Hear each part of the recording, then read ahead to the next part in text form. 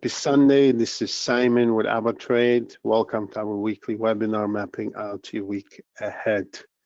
For new people, of course, special welcoming goes to you. And I just want to explain in 2 words what's the idea of this webinar. And the best way to say it is using the quote of the traders when they say you plan your trade and then you trade your plan. And that's what we're trying to do here, create a plan, create a structure for the upcoming week.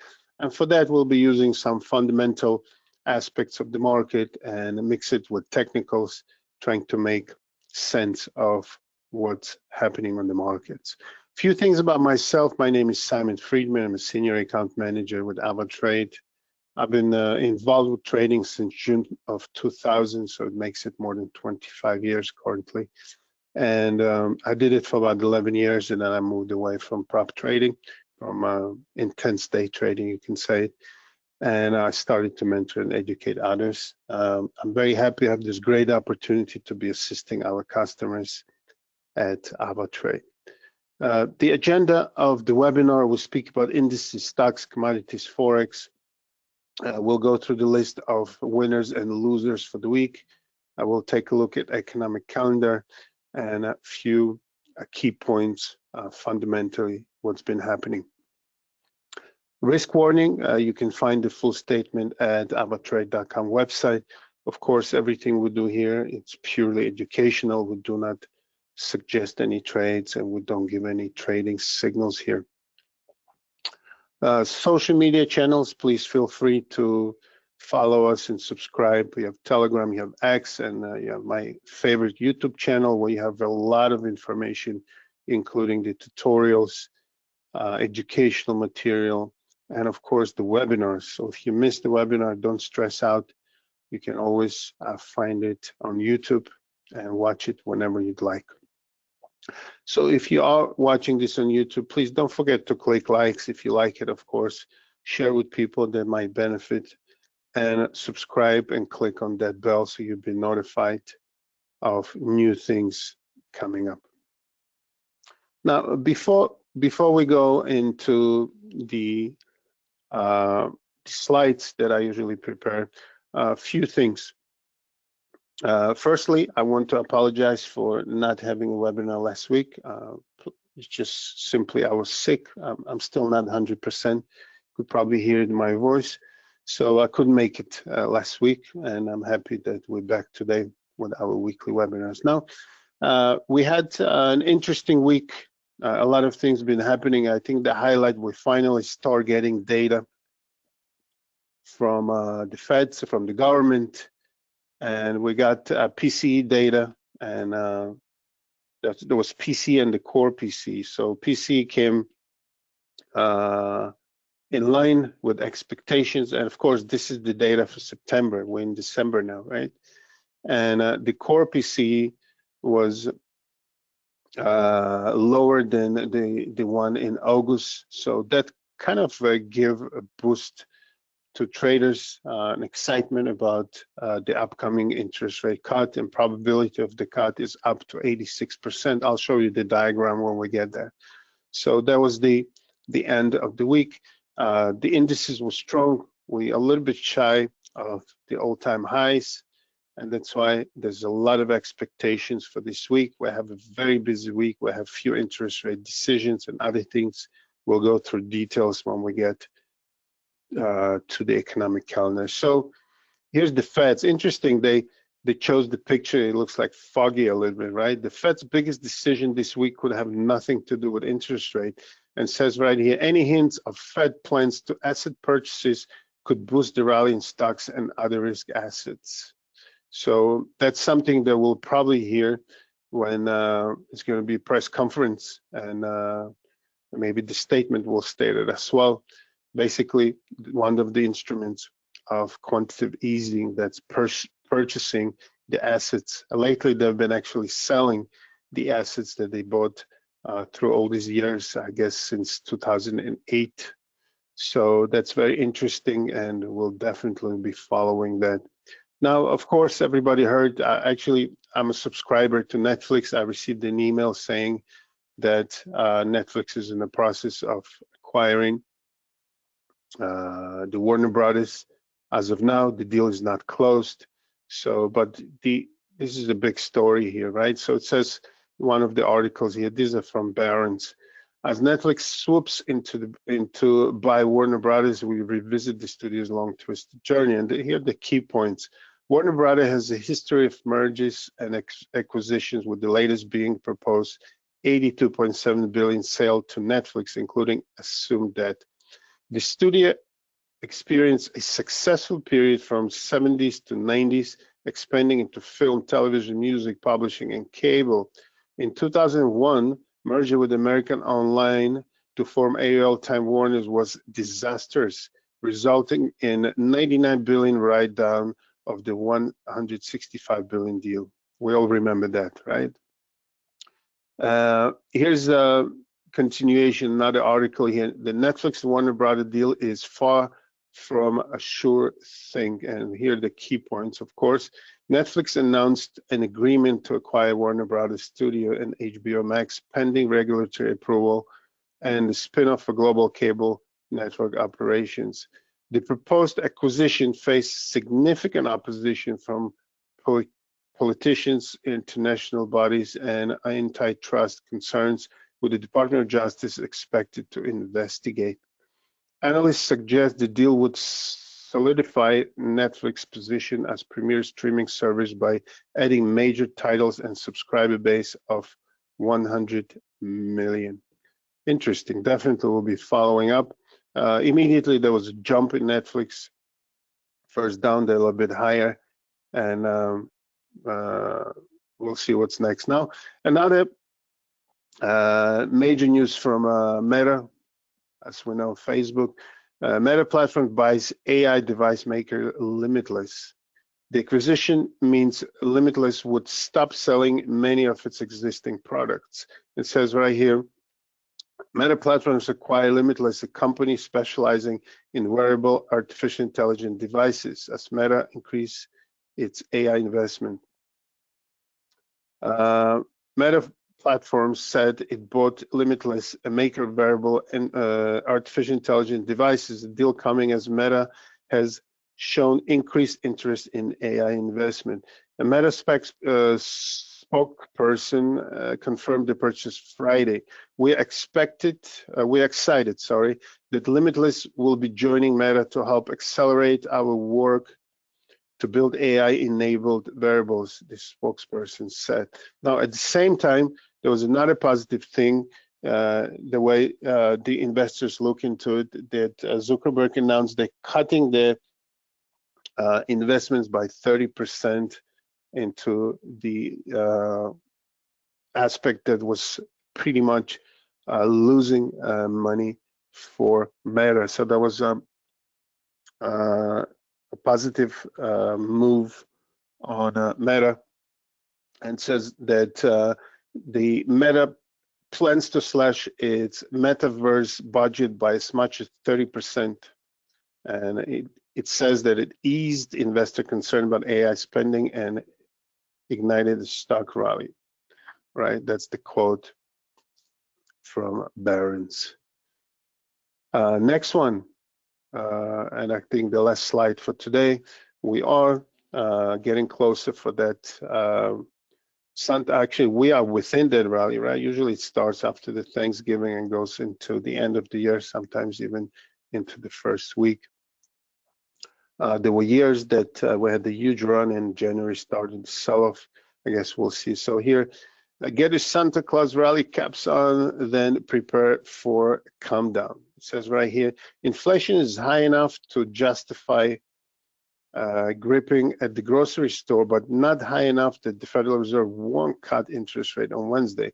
And that should be good enough for stock market to continue its winning ways through the end of 2025. Next year might be a different story, right? So it gives us excitement and then a little warning at the end. So let's see how it works.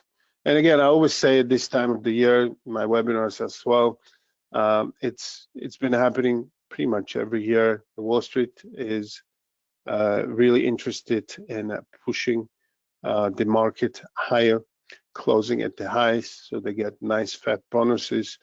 And I think I said it last year as well. This is a happy time for real estate agents and the car dealerships, because those bonuses go straight into buying properties, buying expensive luxury cars and other luxury goods. Okay, so let's see how Santa Claus Rally works this year. Now, here we have the Fed's predictions in a way for the upcoming interest rate cut. The meeting starts on Tuesday. Wednesday we'll have the announcement. So see dynamics, we were at 69%, then we currently it's 86% probability of the cut. Now, of course, last cut we had on October 29th, and I guess we'll find out what we have currently on mind of the Feds. Now, economic calendar. Before we go into all the events, it's important for people that are not familiar with this. This is public information. You can access it on our web trader or the app, or you can just Google it. Every trader, I think, should be aware of these things ahead of time, so you can prepare accordingly. Whether you stay away from trading or the opposite, some people like to trade this volatility into the news. But whatever you choose to do, whatever your style of trading is, we all should know about these things, so we could actually be aware ahead of time and not be shocked and surprised by those spikes that are happening, especially around significant news. So here I take out high impact events only. You can browse and choose whatever is relevant for your trading. So this is the high impact events only. The times here are GMT times. So Monday we have GDP numbers from Japan. Tuesday we have first interest rate decision for the week. That's from Australia. It's early Tuesday. We have statement and press conference following. Wednesday is a busy day. We have CPI numbers from China. We have interest rate decision from Canada. And of course, we have interest rate decision from, I'm not sure about times. It's a little bit off here, I think. Oh, so just in case, check the times. I thought I had GMT time. I could still have GMT time, but just shows weird data. Anyway, so ignore the times. Just when you look into it, choose the time that's relevant for you, just in case. So we have on Wednesday 2 interest rate decisions. One is from Canada. One is of course, the most important for the week, the Fed's decision from the US, followed by the statement, and of course, 30 minutes following, we have the press conference. I think the times are off. Thursday, we have employment data from Australia and another interest rate decision. So we have Australia, Canada, US, and the 4th decision for the week that happens on Thursday. It's from Swiss National Bank, also followed by the press conference. And also on Thursday, we have the governor of Bank of England speaking, and CPI numbers from Germany on Friday. So these are the events for the upcoming week of the economic calendar. Now, as a tradition, winners and losers for the week. These are the futures, and most of them are commodities. All of them are commodities, right? So natural gas, I mean, all of them, we'll take a look one by one when we get to the charts. Just run through the numbers really quick now. Natural gas up 10%, copper 345, cocoa 345, silver up 286, heating oil 275, and crude oil up 2.37%. To the downside, soybeans were down 286, sugar down 256, and platinum was down 177%. So these are again, the winners and the losers. And now we're going to move to the charts, and we'll go through the instruments. We'll start with indices as usual. China index daily chart here. If you remember, we had this trend line that we broke to the downside, and then from here, after big sell-off, we had a nice bounce. And the reason I'm going through this thing, just important understanding where the market is coming from. So after the sell-off, we actually pushed through to the higher high. Then we held for a moment, but then we start making higher lows, and we slid down again. And the last 2 days of the week, we had a positive move, breaking the previous high over here. And what I did here, I set up new trend lines, this one connecting the bottoms and this one connecting the tops. So let's see which one will be broken first. We are above 50, 100, and we just broke through the 50-day moving average. So visually, if you don't know much and don't know about trading, it looks like we possibly will try to break through the trend line and maybe go and retest the previous highs. Let's see if that happens. Of course, it will depend on a lot of things, including the Fed's decisions and other things. Of course, the Fed's decision doesn't affect directly China, but it affects global markets, what China is part of, right? So that's on China. Japanese index Nikkei 225 held nicely through this fall. We didn't break, we didn't have a closure below 50-day moving average, and we try to reverse this correction and try to move higher from here. Now, US indices, as we said, they're not too far from the all-time highs. As you could see here on Friday, we retested the previous high over here.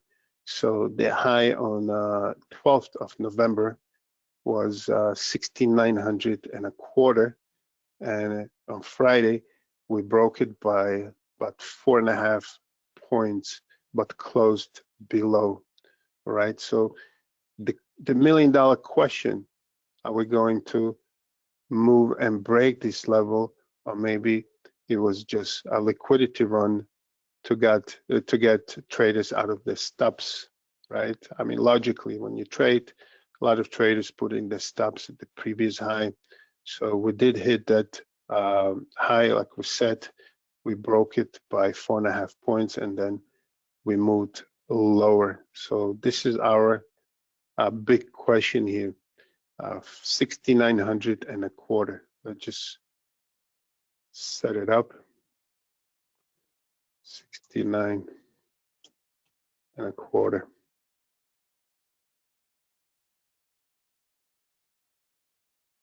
Let's take a quick look. See, this is the 30-minute chart. This was the reaction to the PCE numbers. We had a nice run. We broke on the first attempt at 6,900 and closed right below. Then the next 30 minutes, we broke the previous high, and then we continue sliding. So that's the question: what's going to happen? Of course, we might be having a choppy market into the Fed's decision, and as the slide said, the traders are looking to get an idea about possible purchases of the assets, which would give another boost to the markets. Nasdaq, similar story, right? The high here on the same day, on the 12th of November, was 25,829, and here the high on Friday was about 40 points higher, 25,866.75. Similar story here, and if we probably move to a 30-minute chart, we'll see a similar picture here, right? We broke through and we reversed. So it looks like why this level is important, because from here, after rejecting this level, we actually made a lower low comparing with the previous right here, right? This was the move. We refused to go and retest the high. We created a lower high and right after they've created the lower low here. So that's on NASDAQ. Dow Jones, it's a little bit different picture here, because on that 12th and 13th of November, we actually finally, this is the time where we actually made the all-time high. Dow Jones was a little bit behind S&P and NASDAQ. So this week we didn't really reach that level. We closed around 48,000, right? The close was 48,003, right? Germany, nice recovery lately, right? What we're trying to see here is how we're gonna act at these current levels. So as you see here, the 50 and 100-day moving average are pretty much together. So one of the things we could do, could try to see if we manage to reach that trend line connecting the highs here. That's on German index. And UK, as you could see, Friday was a positive day for most of the indices, Germany as well. And UK FTSE actually had a down day after a flat couple of days before. So that's something that we should pay attention to. As I always say, relative strength is important. So when you see the whole global markets are running higher and UK is actually selling and closing at the lows of Friday, we could see continuation to this sell-off in the upcoming week. Again, potentially anything could happen. So we're gonna set up this trend line here. So if hypothetically we decide to move lower, we probably will retest the 50-day moving average.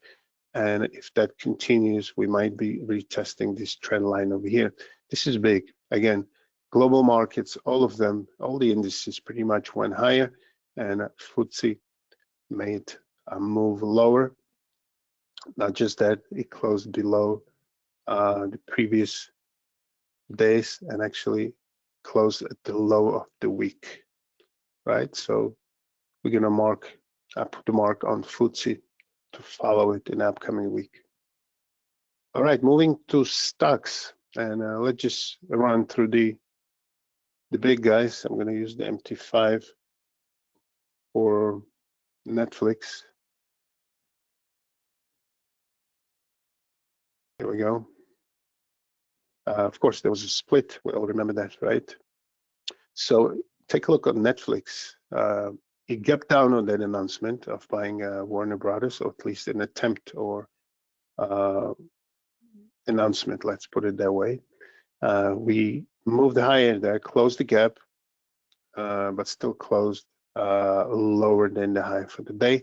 Now, what's interesting here, as you could see, the 50-day moving average just crossed the 200 moving average, which some analysts paying attention to, and they're called dead cross.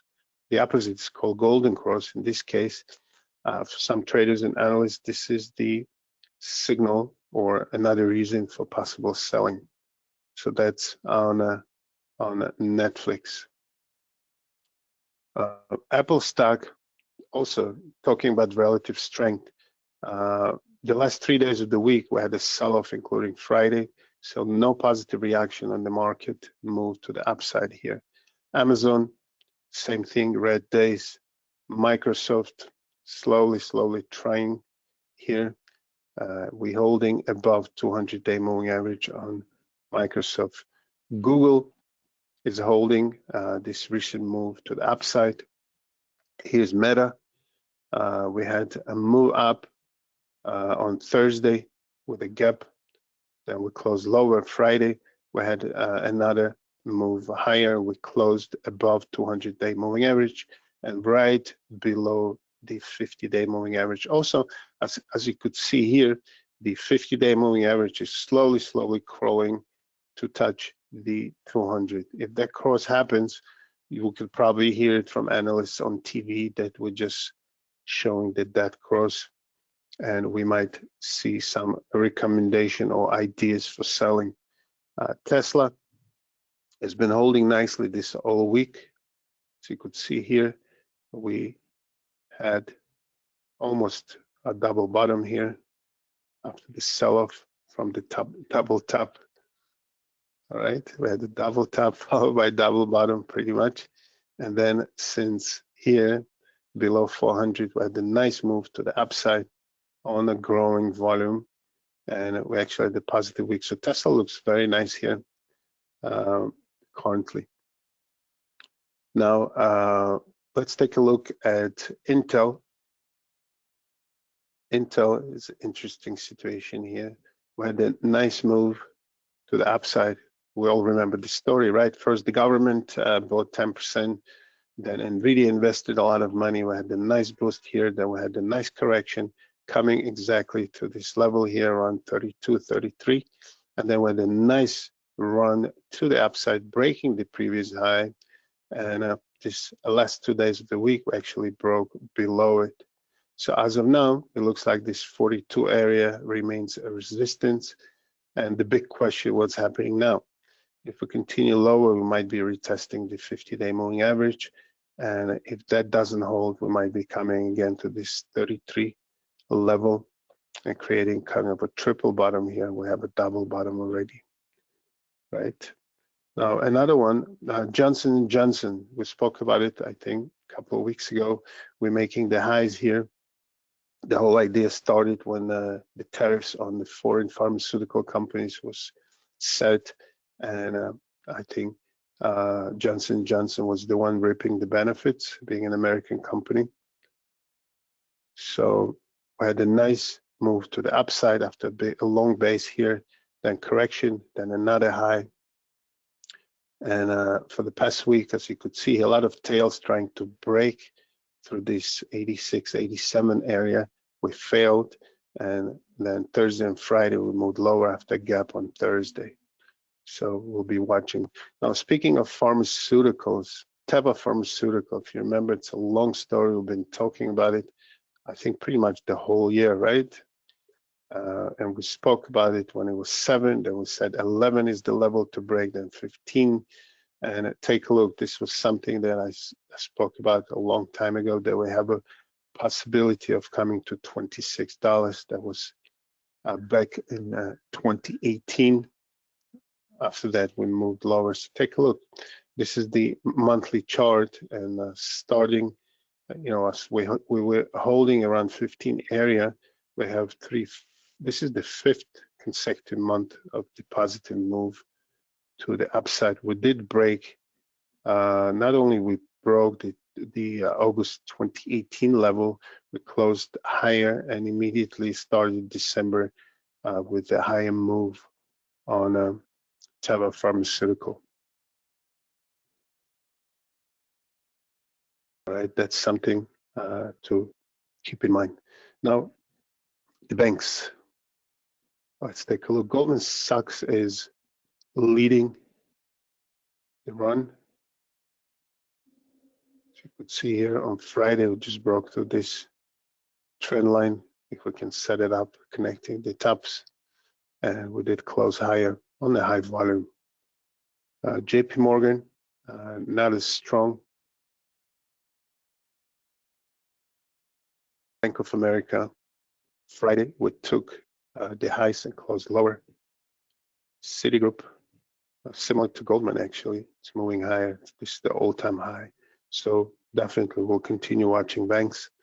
So far, after these corrections and taking profits, we had continuation to the upside in the banking sector. Now, this coming week, we don't have much earnings, but we have 4 of the important companies, you could say. So let's just take a quick look at them. We have on Wednesday, Adobe and Oracle reporting.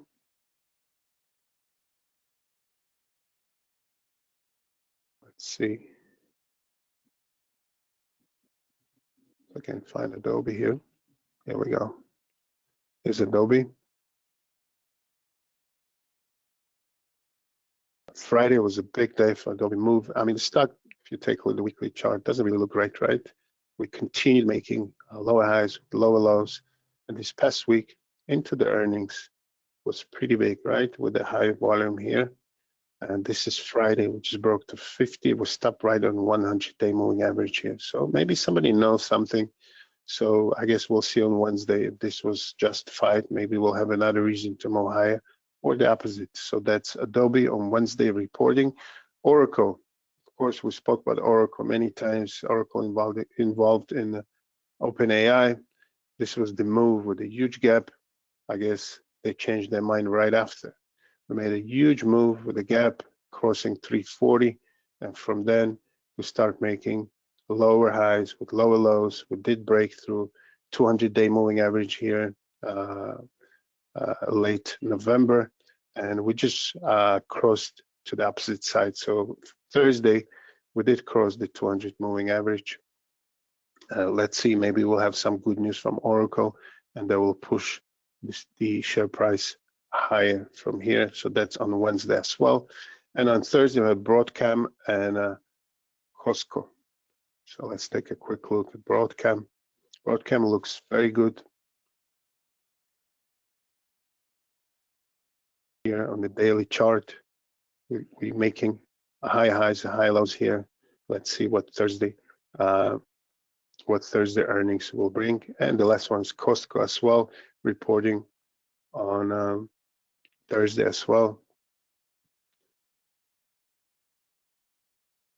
Here we go.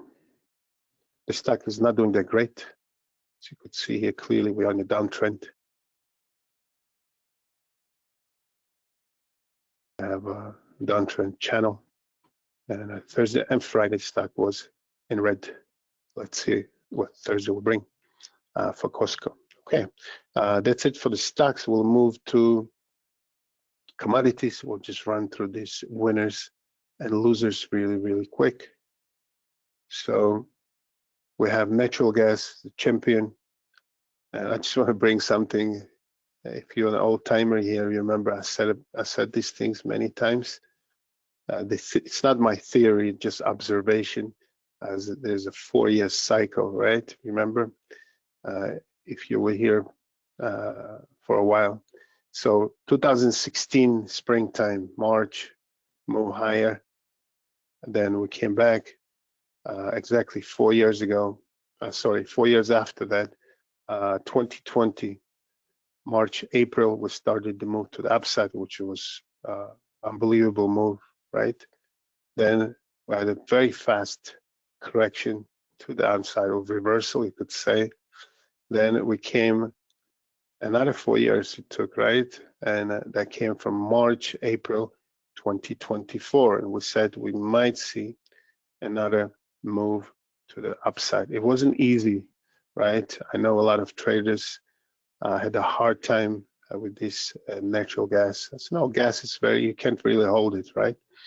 So I'm talking about physical gas, right? Just to compare. So it wasn't easy, but take a look hypothetically. Of course,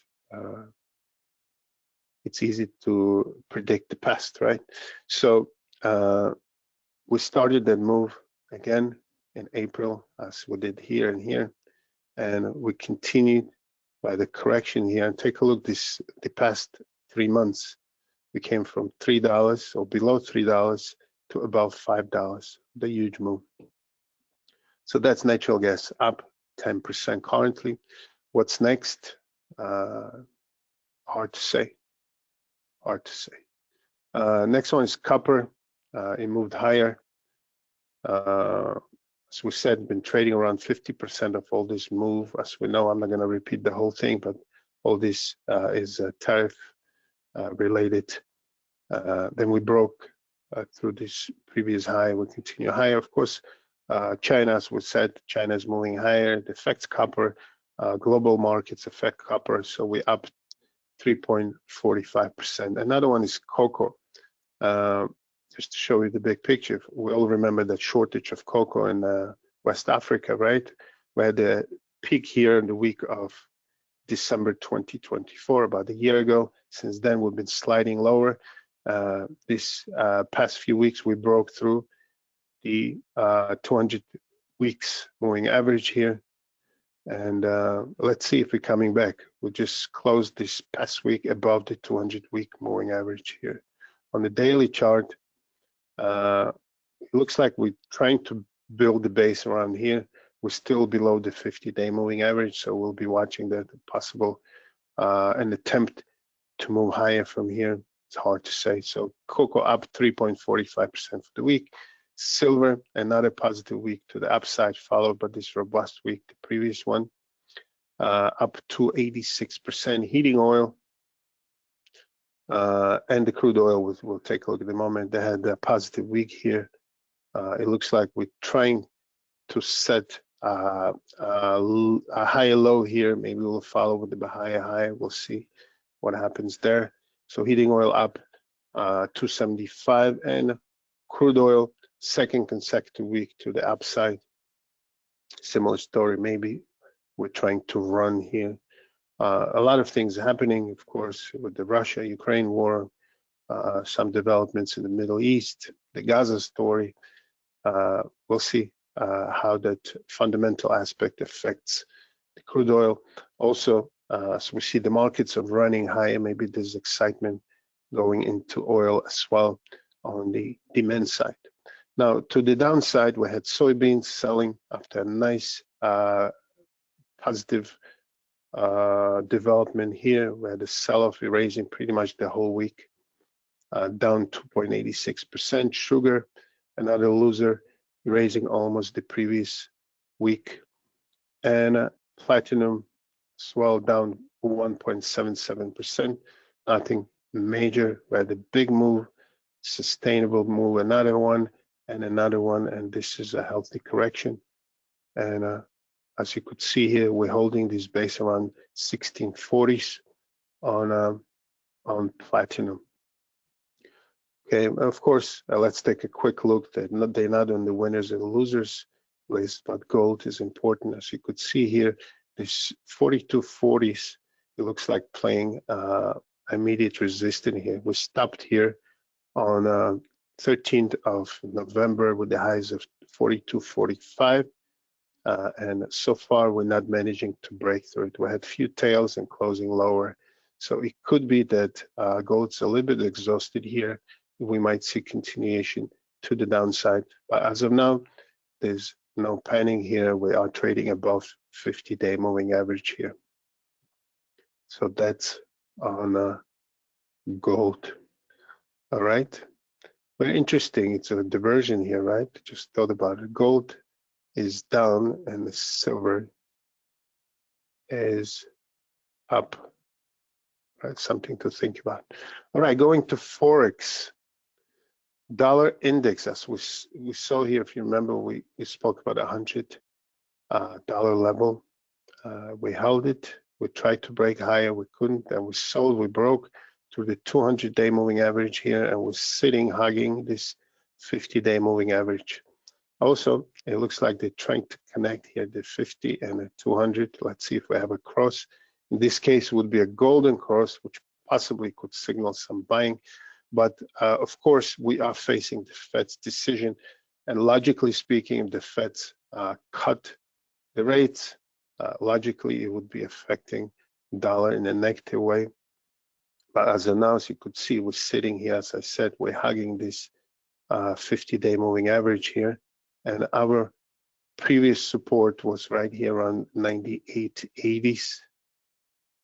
Let's see how that works. Now we had pretty strong moves this week on Canadian dollar connecting to oil, of course.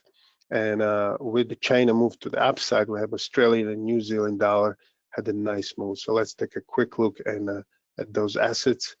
USD CAD, after almost double top here, we broke through the 50, broke on Friday, both 100 and 200-day moving average here. This was a strong move.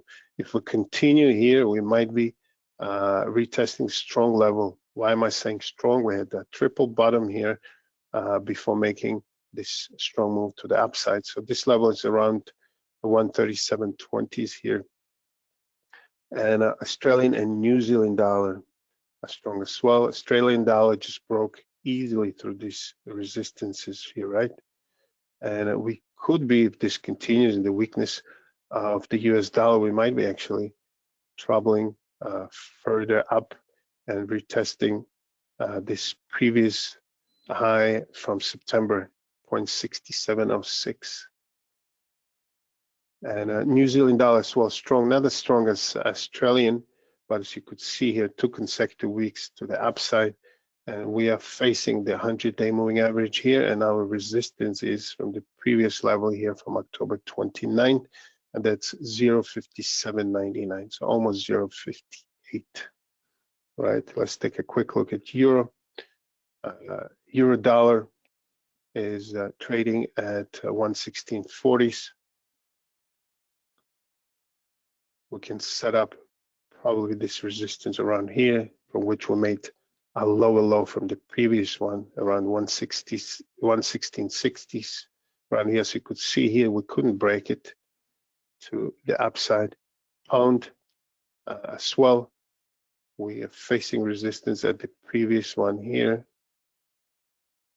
The high here was 133.69.